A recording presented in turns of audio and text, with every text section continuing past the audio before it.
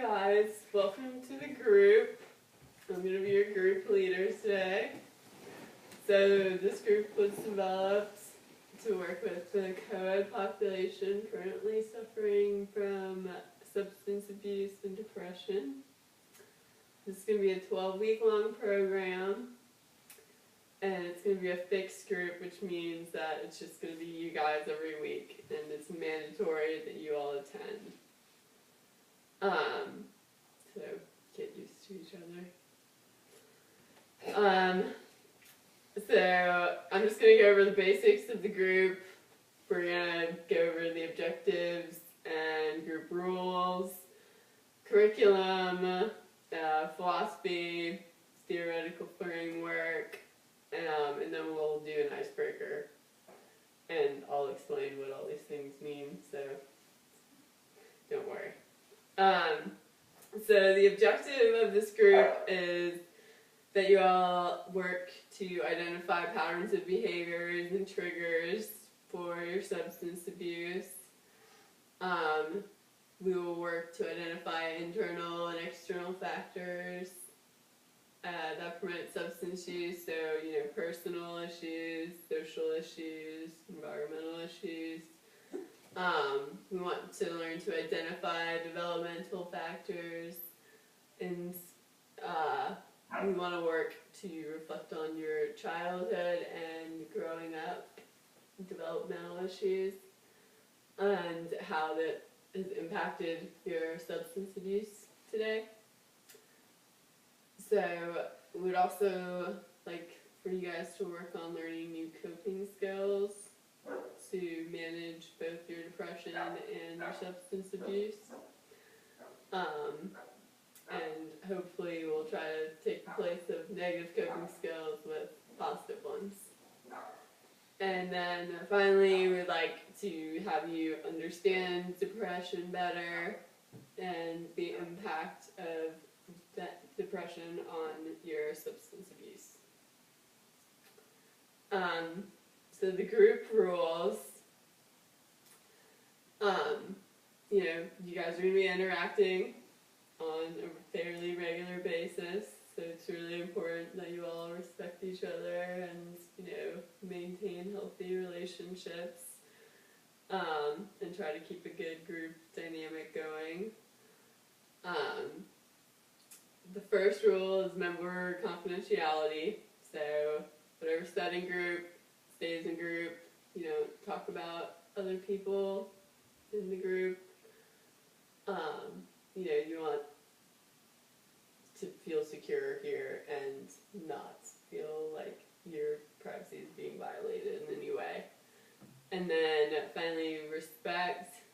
So even, if you disagree with someone, don't yell at them, just respectfully state your opinion. And, it's okay to have disagreements on issues, but, we need to work to successfully resolve these issues. And then, like I said, it's a fixed group, so it's mandatory that you guys come, and it's important to be on time and, be in your seats. Normally, kind of sit in the same area and, get used to people around you. And then finally come to the group in sober state, because, you coming in not sober can greatly impact other people's sobriety. And no using illegal substances while at group. So at smoke break, no illegal substances. Bathroom break, no illegal substances. And I also have a duty to report if any of you state that you wish to harm yourself or others. Curriculum, all the curriculum is going to be empirically based, so it's going to be, based on research that's been proven to be effective in the treatment of both depression and substance abuse. And at the beginning of each session, I'll set out, different articles based on what activities or discussion sessions we'll have for the day, so you guys can look over those and have them, just for your own reading. And throughout the sessions, I'll be using a variety of techniques. So most commonly will be motivational interviewing and solution-focused therapy. So motivational interviewing is really empowering the client. So I want you guys to work towards, gaining control over your depression and your substance abuse issue and feeling like you are in the right spot with it. Then the family systems is,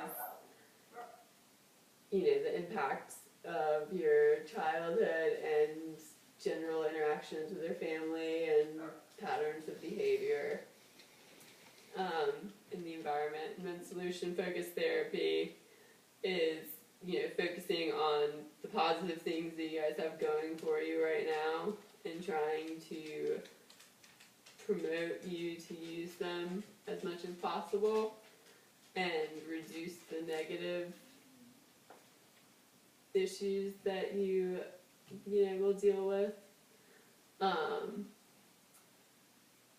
And then philosophy. So the basis behind this group is, like I said, addressing individual depression and substance abuse. We'll discuss you guys are a unique population since you're dealing with both depression and substance abuse, and, each impacts each other. So we'll deal with specific themes along the lines of mental illness, living with mental illness, living with substance abuse, and,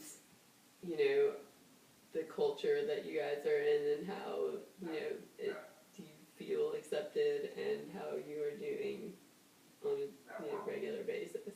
So, it's important that you guys come here ready to, open up to the group and talk. And then theoretical framework.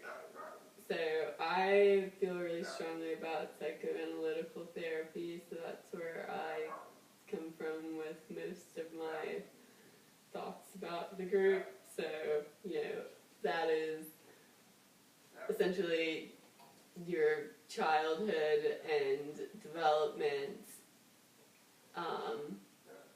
created who you are today, and a lot of people's issues can stem from either traumatic incidences during childhood, or even like simple things like being jealous of your siblings.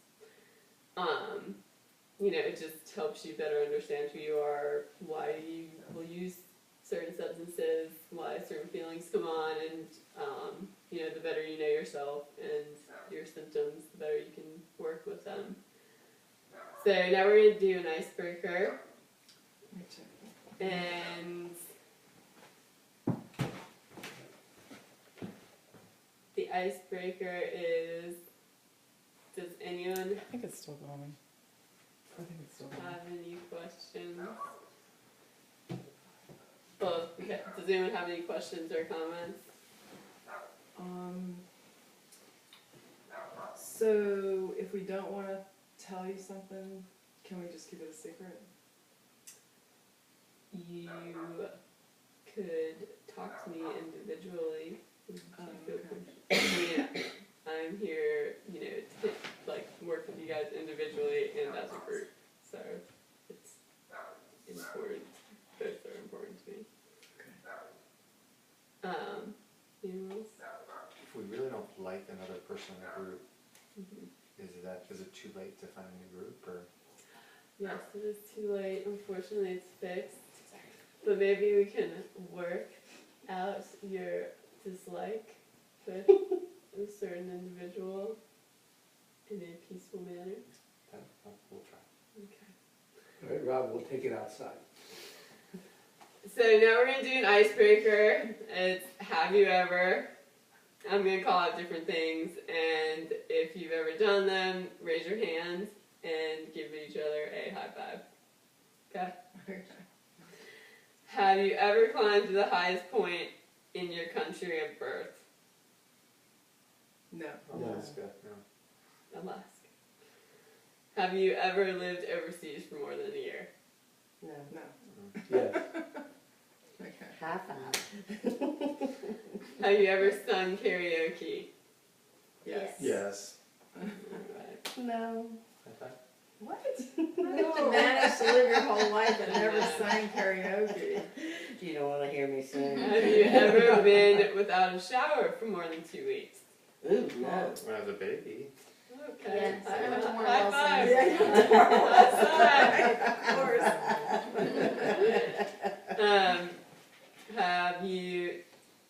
Do you have both a brother and a sister? Yes. Yes. No. No. Have you ever ridden a horse? Yes. Yes. Yes. Yay! Can you speak more than 3 languages? Can you say hello in one true language? Yeah. It didn't make best man. Have you ever swum in 3 or more different oceans? No. Yes. Oh, cool. High You're five. just a Very big good. winner today. Yeah. I'd say yes too. Alright. And Vietnam. Was it, no, that's an ocean, that's a sea. I take back the high five. Have you ever flown an airplane? Yes. Not flown in one, flown. Flown one. Yeah. Oh, flown one. Oh, no. Actually, yes. Oh my Wow. gosh. You're amazing. Have you ever broken 3 or more bones in your body? No. Have You mean in total? Yeah. Have you ever done volunteer work sometime in the past month? Yes. Not the last You one. live a volunteer. But I don't Well. volunteer. Have you ever had a close relative to live over 100? No, but I had clients who have. No. Have you ever cooked a meal by yourself for more than 20 people? For more than 20 20? people. No. No. Always need help. You're good. Have you ever gone bungee jumping? No. Got too old. Too scared. Can you not click your fingers on your dominant hand? I mean, not No, that. I Not can't do dominant it hand. anymore. Not anymore. I got it. High five. Okay. I can't do it no more. Okay. And have you ever seen a polar bear? Yes. The In zoo. the That's zoo. right. Zoo. North Carolina Zoo. Mary Mac, why aren't you high-fiving? Because I've never gone to the North Carolina Zoo, and I can't remember if I saw one at the Miami Zoo. Have you ever seen one in the wild? No. No. Have you? That's You pretty you have a secret life. It's like Walter Mitty over there. Alright,